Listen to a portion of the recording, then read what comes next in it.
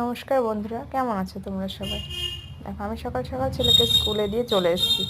আর এসে দেখছি জামাইবাবু খুব কাজ করছে। বাপরে, আমাকে দেখিয়ে দেখিয়ে করছে।